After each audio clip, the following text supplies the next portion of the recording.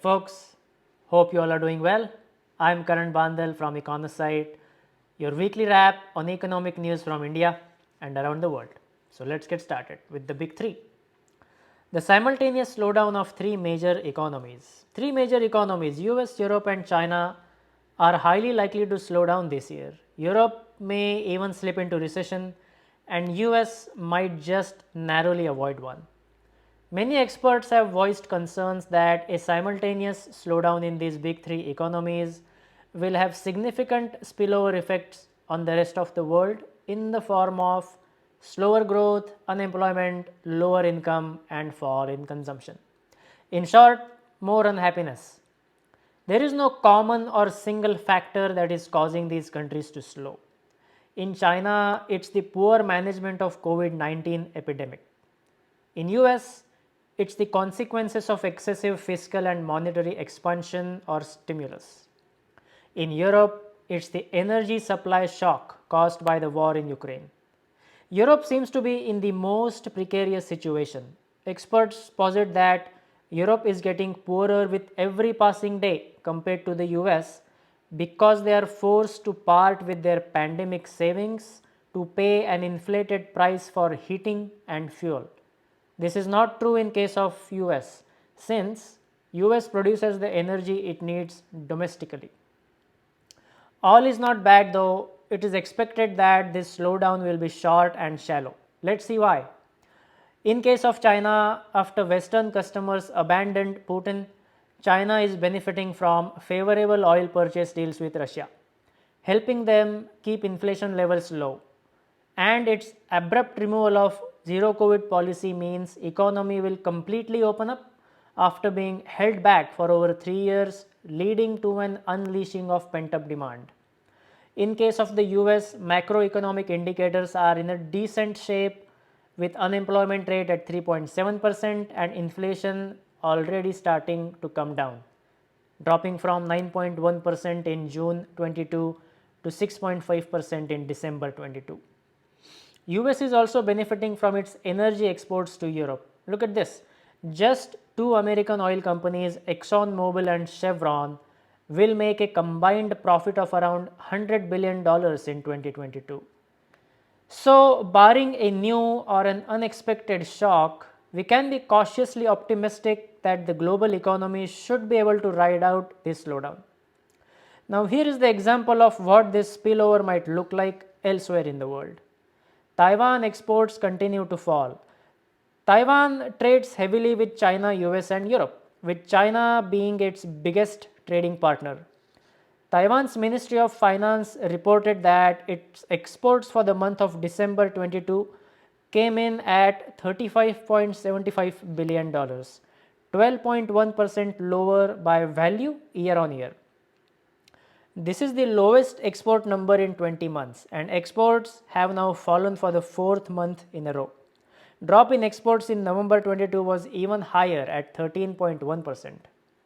Taiwan also points out that the global demand is slowing, primarily due to inflationary pressures and higher interest rates in major economies. On top of that, they are seeing factory production in China disrupted as COVID cases there spike, in turn driving down Taiwan's exports.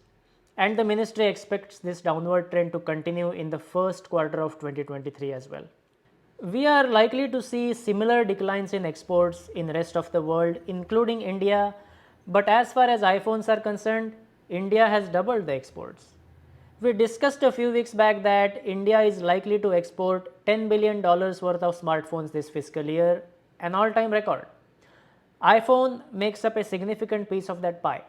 Between April and December 22, Apple exported more than $2.5 billion worth of iPhones from India, almost double the shipments compared to the previous fiscal year.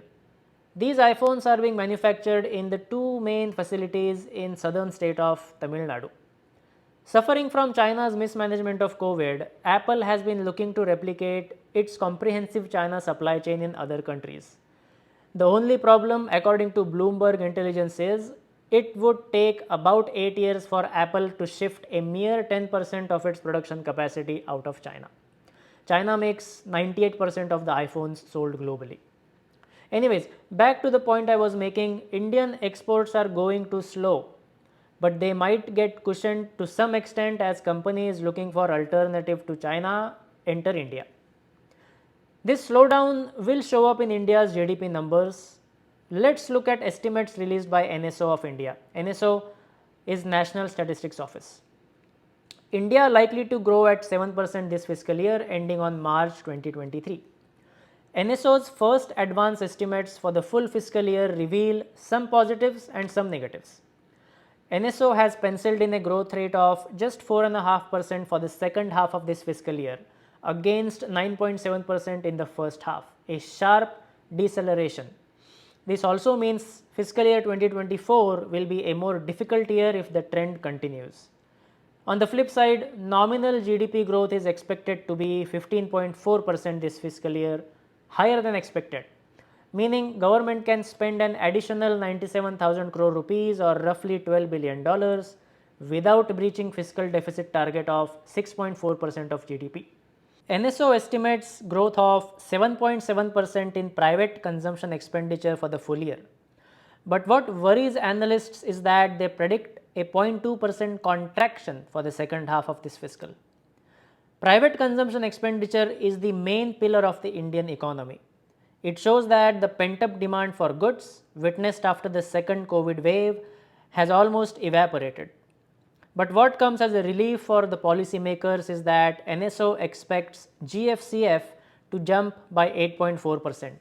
GFCF stands for Gross Fixed Capital Formation. We talked about GFCF in the past. Here is the brief recap. GFCF is a measure of net investment or asset creation like roads, railways, commercial buildings and so on. It has a multiplier effect on the economy and job creation, and like capex, it is necessary and conducive for the long-term growth of an entity.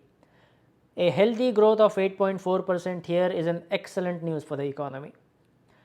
NSO estimates weaker growth in manufacturing at 1.6% for the full fiscal year. PMIs in different parts of the world are in contraction zone and manufacturing activity is in recession there. In this kind of an environment, anyone will take a weaker growth over contraction as far as manufacturing is concerned. Let's talk about services. All the services segments are expected to slow down in the second half of the fiscal year. Trade, hotels, transport and communication services will slow from 19.5% to 9.4%. Financial, real estate and professional services to slow from 8.2% to 4.2%.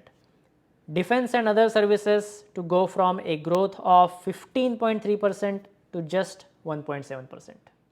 So, broadly speaking, looking at all the sectors, slowdown is very noticeable. How can it not be? Three major economies in the world, US, Europe, China, are going to slow down further and effects will show up in other parts of the world. A high value addition exporter like Taiwan is also suffering. India will not be an exception. What India has done well, however, after the mismanagement of second COVID wave in early 2021, policies were corrected. Then India did not spend huge sums of money in the name of COVID stimulus. And in the wake of Russia-Ukraine war, India leveraged strategic autonomy in its foreign policy to lower energy costs for the people of India. So even with a slowing growth, India stands out as the fastest growing major economy.